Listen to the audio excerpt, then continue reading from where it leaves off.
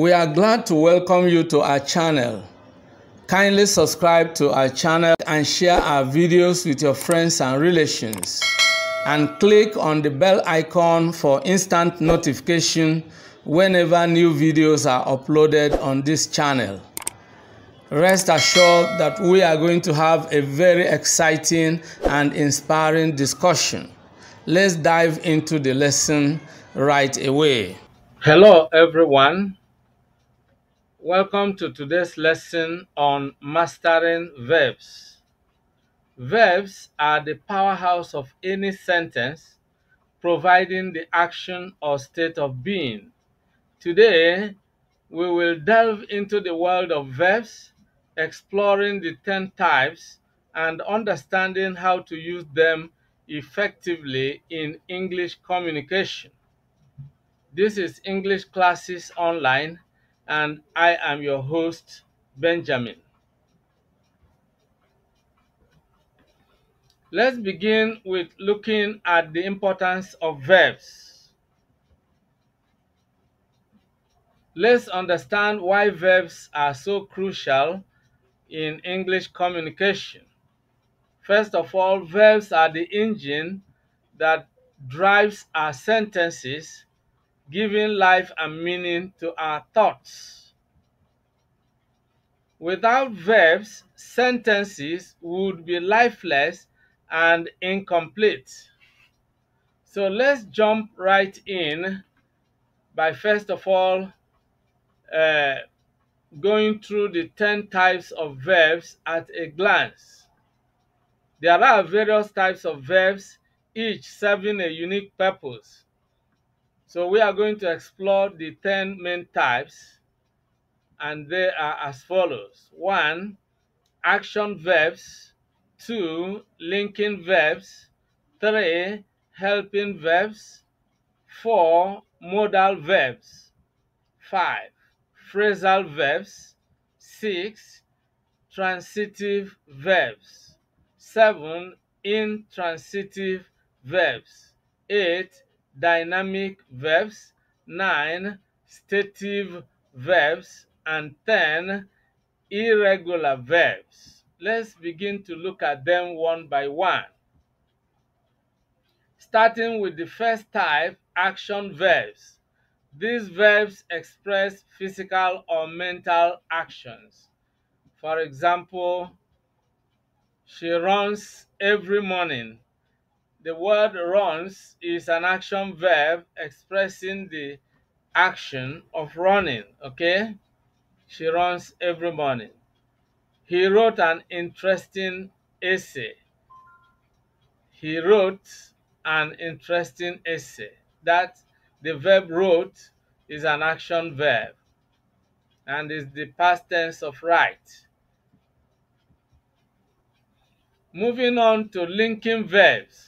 These verbs connect the subject to a subject complement, thereby describing a state of being. Common examples are am, is, and are. Let's look at them in sentences.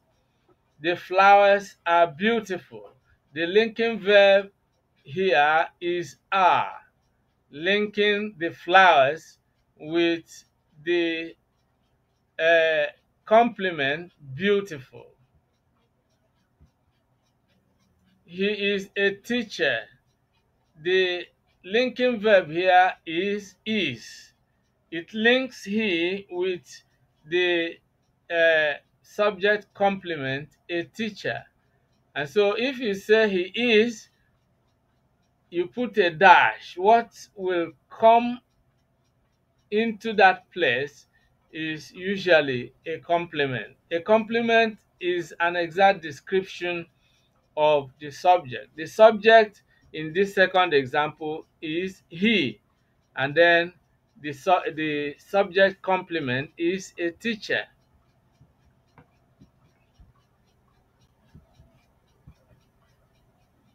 Now, let's look at helping verbs. Helping verbs always work with the main verb to create verb phrases. Examples: she has completed her work. The helping verb in this sentence is has, and it is combined with the main verb completed to form the verb phrase has completed. Another example, we have visited that museum before. Have visited. Have is the linking verb, the main verb is visited. Number 4, modal verbs. These are verbs that express necessity, possibility, or ability. For example, you can join us for dinner.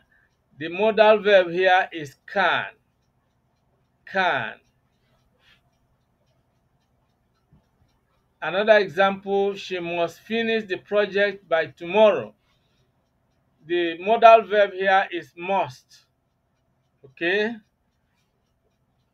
One striking feature of modal verbs is that it cannot be used alone in a sentence. For example, in example 1, if you remove the main verb, the sentence does not make any sense.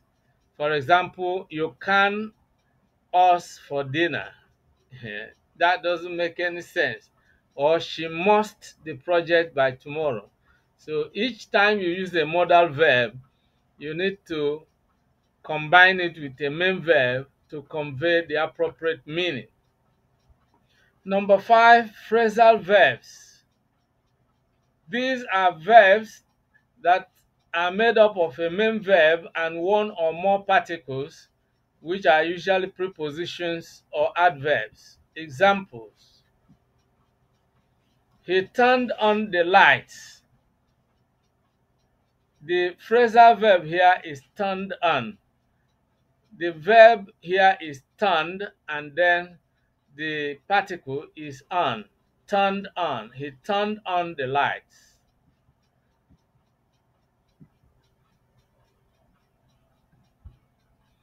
She decided to give up smoking. The phrasal verb here is give up. To give up is to stop doing something. Number 6, transitive verbs. Now, transitive verbs require a direct object to complete their meaning. For example, she ate a delicious meal. The transitive verb here is ate, and when you say she ate, the question is she ate what? Because it's a transitive verb and must have an object. Another example, they built a new house. If you say they built, someone wants to know what they built. They built a new house. So the transitive verb in sentence 1 in the first example is ate, and then the direct object is a delicious meal. In the second example, the transitive verb is built, and the direct object is a new house. Number 7, intransitive verbs. These are verbs that don't need a direct object to complete their meaning. So that intransitive verbs are the opposite of transitive verbs. Let's look at examples. He sleeps peacefully. It doesn't need any direct object. You can say he sleeps or he is sleeping. All right. The train arrived on time. So you can say the train arrived. And one thing you need to observe here is that an intransitive verb is usually followed by an adverb. She sleeps peacefully. The train arrived on time. The first, which is peacefully, is an adverb of manner describing how he sleeps. And then the second, on time, is an adverb phrase of time describing when the train arrived. So it doesn't require an object, but then you can use an adverb or an adverbial to express the ideas that are related to the action described. Number 8, dynamic verbs. Dynamic verbs always show ongoing actions, and they are often associated with physical activity. Let's look at some examples of dynamic verbs. They sing beautifully. The dynamic verb here is sing. They sing beautifully. She loves to dance at parties. Loves. That's the dynamic verb here. And this brings us to number 9, stative verbs. They are verbs that express a state or condition rather than an action. For example, I like chocolate ice cream. Now, one thing with stative verbs is that they are almost always not used in a progressive sense. For example, it is wrong to say I am liking chocolate ice cream. No, it doesn't require ing form. So you can simply say I like chocolate ice cream.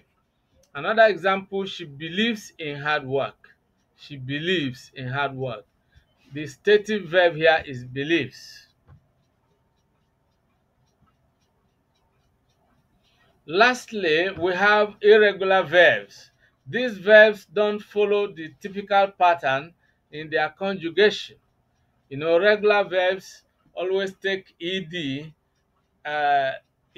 as their past tense, but irregular verbs take various forms. For example, they go to the beach every weekend. The past tense, they went to the beach yesterday. We always eat lunch at noon. We ate lunch an hour ago. Okay? Congratulations! You have now learned about the 10 types of verbs and how to use them in meaningful sentences. You need to practice incorporating these verbs into your everyday communication in order to enhance your language skills. Thanks for joining us today, and until next time, I am your host Benjamin, saying goodbye for now. I look forward to seeing you in the next class. Many thanks for watching today's video. A big thank you to all of you out there for being part of today's episode. I hope you enjoyed the video. If you did, kindly subscribe to this channel. Subscribe now as a way of giving us support. For notification about new videos, click on the bell icon. You will find the bell icon. Click on it so that whenever a new video is uploaded, you will be instantly notified. If you have actually enjoyed the video, like and share the video with your friends and relatives. This is very important. If you have any comments, leave your comments below. Any questions, any suggestions, we would gladly receive them and respond promptly and positively to them. See you in the next video. I look forward to always seeing you in the new video. Thank you and remain blessed.